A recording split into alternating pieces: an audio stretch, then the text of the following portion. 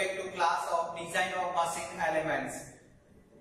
I am Hitesh Rayani, Assistant Professor at LJ Institute of Engineering and Technology. This is lecture 22, Enclosures. The learning outcomes of this lecture is to learn the design of enclosures according to the different conditions. So in this lectures we learn the problems of design of enclosures. Now consider the first example. A cast iron cylinder of inside diameter 160 mm is subjected to pressure of 15 Newton per mm square. So here the inside diameter, that is D, is given 160 mm and the pressure P is given 15 Newton per mm square. The permissible working stress for the cast iron may be taken as 25 megapascal. So it is given the permissible limit sigma 25 megapascals. If the cylinder is closed by a flat plate cast integral with the cylindrical hole or cylinder hole, find the thickness of cylinder hole and flat plate head. So here we have to given data, that is Di is equal to 160 mm, P is 15 Newton per mm square, Ri is 80 mm, and sigma T, that is 25 megapascal. If we convert into Newton per mm square, that is 25 Newton per mm square. And we have to find the thickness of cylinder hole and flat head. Here the material is given cast iron because we have to use to calculate the factor, to calculate the thickness of head. So we have to remember that material is given cast iron and the conditions is fixed. So to calculate the hole thickness, first consider the thickness of cylinder hole. So as per the Lenz's equations, we know the thickness of cylinder hole T is equal to Ri into sigma into under root of sigma T plus P divided by sigma T minus P minus 1. Here sigma T is the allowable stress and P is the pressure and Ri is the radius, inner radius. So we have all value to calculate the thickness of cylindrical hole.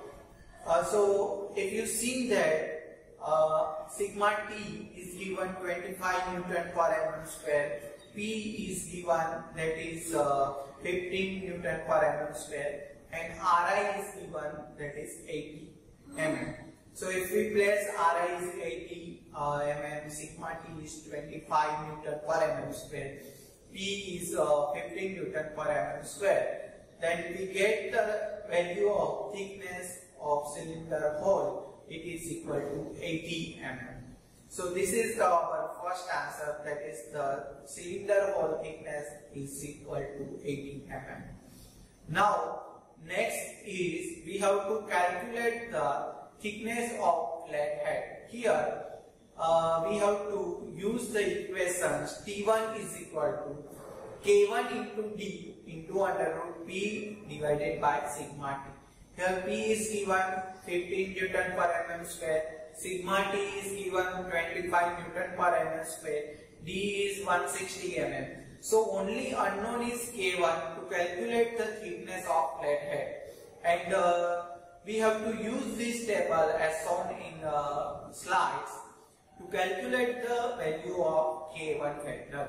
And if you see the tables, to calculate the K1, we need the material of plate as well as the connections between cylinder hole and the flathead.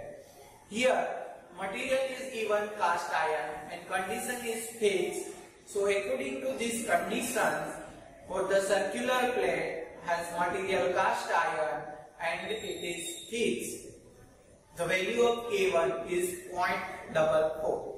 So if we place the old value, we get that T1 is equal to 0.44 into 160 into under root 15 divided by 25, and we get the value of T1, that is 54.5, say 60 mm. So thickness of flat head we have to consider as 60 mm. That is our second answer. So consider the next example. Determine the hole thickness and the head thickness required for 50 mm fusion well steel drum, that is to contain ammonia at 6 Newton per mm square. Here the diameter of steel drum is given, that is 500 mm, and the pressure and the drum is contain the ammonia at 6 Newton per mm square. So P is given 6 Newton per mm square. The radius of curvature of the head is to be taken as 450 mm. So R is given, that is 450 mm.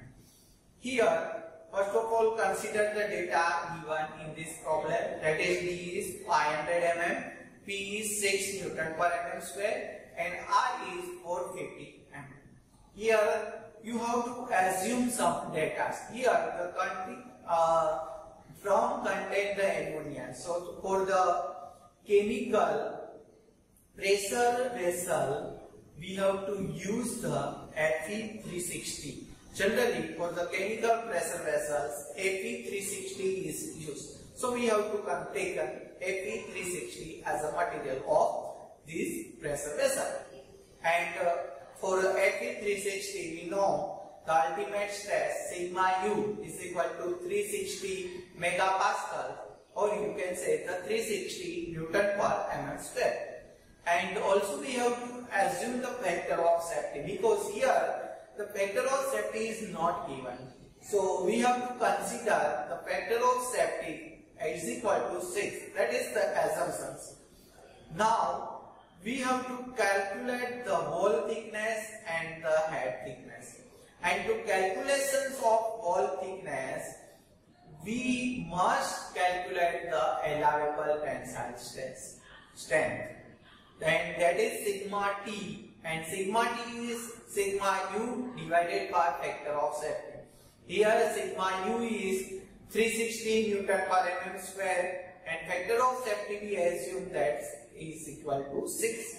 So if we place, we get the allowable strength or sigma T is equal to 60 Newton per mm square. Now we can calculate the wall thickness. So wall thickness T according to our condition is equal to PD divided by twice into sigma T. Here P is given 6 Newton per mm square, D is 500 mm, and sigma T we calculate, that is equal to 60 Newton per mm square. So if we place all this value, we get the value of wall thickness is equal to 25 mm. Now next is to calculate the head thickness.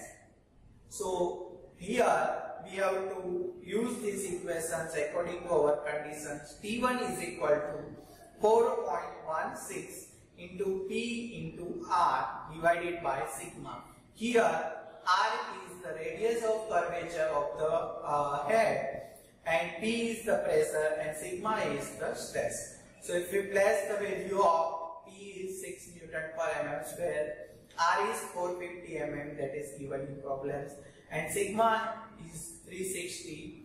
So if we place all value, T1 gets 31.2, or you can say 32 mm. So according to these conditions, the hole thickness is 25 mm and head thickness is 32 mm. Now consider the third example. A pressure vessel consists of a cylinder of 1 meter inside diameter and is closed by hemispherical ends. So here the pressure vessel is given, and inside diameter is 1 meter and the end is hemispherical ends. The pressure intensity of fluid inside the vessel is not exceed 2 Newton per mm square. So P is given, that is 2 Newton per mm square. The material of vessel is steel. Here the material is steel whose ultimate strength in tension is 420 megapascal. So sigma U is given, that is 420 megapascals. Calculate the required hole thickness of cylinder S and the thickness of hemispherical end. So we have to find the thickness of cylinder as well as the thickness of end.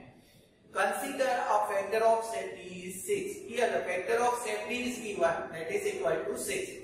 Neglect localized effect at the junction of cylinders and hemisphere. So first of all we collect the data given, that is D is 1000 mm or 1 meter, P is 2 Newton per mm square, sigma U is equal to 420 megapascals, that is equal to 420 Newton per mm square, and factor of safety is 6. So this is the data given in our problems, and we have to find the thickness of cylinders and hole thickness of ends. Here you have to keep in mind that the end is hemispherical. Now, first of all, we calculate the allowable tensile strength. It is equal to sigma T is equal to sigma U divided by factor of safety. Sigma U we have to take 420 Newton per mm square, and factor of safety we have to take 6. So we get the sigma T is equal to 70 Newton per mm square.